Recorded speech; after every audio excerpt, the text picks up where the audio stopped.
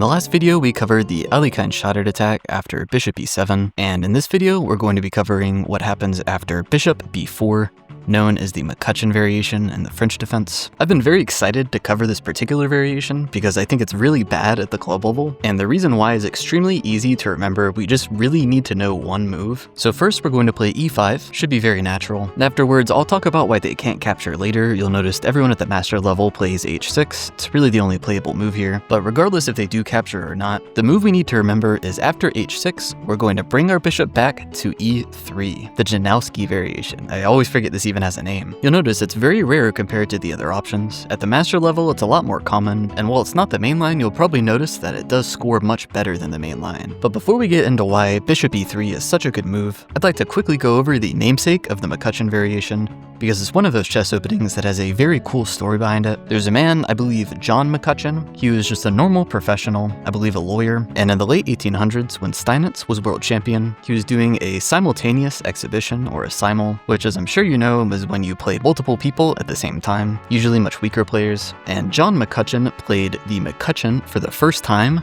in recorded history, a true novelty, and managed to beat Steinitz, the world champion, an extraordinarily rare case of a normie drawing blood from a world champion, given I'm still talking about it over 100 years later. But I digress, we're about to make MacCutcheon roll in his grave. Because after bishop e3, the only reasonable move is knight e4, and at this point your opponent is going to think they are absolutely cooking with their opening, which is very good for us, because here we have the thematic French defense move as white queen g4, targeting their g7 pawn. So far, this is 3 out of 3 videos we've talked about this theme, but we're effectively going to force our opponent into playing g6 or king f8, sticking with the theme coming from the rest of my repertoire, provoking a lot of weaknesses on the king side and attacking on the king side as quickly as possible. But before we get to that and how those lines play out, first, I'd like to talk about what happens if they make the blunder of capturing with their knight, which about 20% of players do. Here we're going to capture on g7, they'll move their rook to f8, and the best way to get a solid lead out of this position is with a3. After all, if they deliver check, we can capture the piece delivering check, and their knight's not really threatening anything, even our a2 pawn. They'll usually retreat to a5, at which point we'll capture,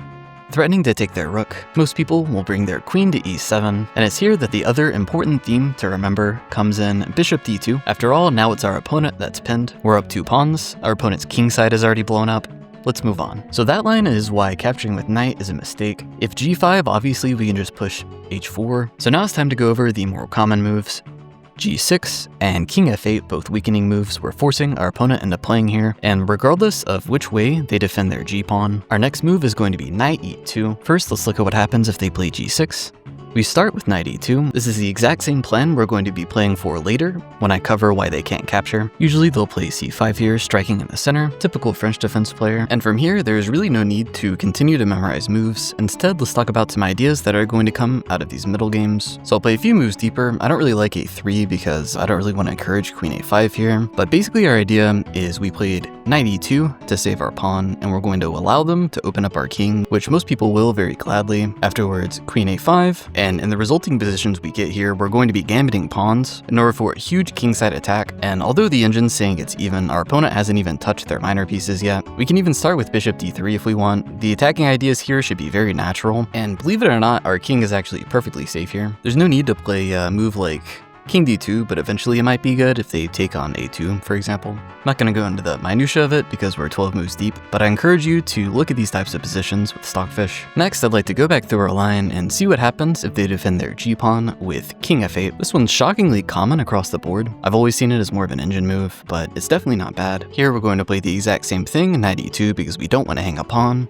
Once again, we'll castle along. And you'll notice these ideas are absolutely identical to the last position, with the exception of our opponent not finding queen a5 for some reason, probably because they're more worried about their king. But the exact same ideas, we can go and get our king to safety since our opponent's playing so slowly, and then we can connect our rooks, finish development, and start to attack on the king side. We should have the makings for a very fun game. And finally, I'd like to talk about the general theme why our opponent can't really capture our knight with their bishop, starting with this position, but it'll usually transpose after they capture. We take back. Pretty much everyone will go for knight e4, taking the pawn, and there's plenty of good moves here, but in my opinion, better than queen g4 is sticking Sticking to the plan I mentioned before, starting with knight e2 defending the pawn, we'll assume they find c5, and here the move is f3, kicking the knight. After all, if we look at the squares it can move, there's in fact only one, and afterwards we can kick it again with h4, and this is going to work pretty much any time they capture with bishop, this exact same idea. Let's see it again in a different position. Okay, our opponent plays the MacCutcheon, we push, they play h6, we retreat our bishop,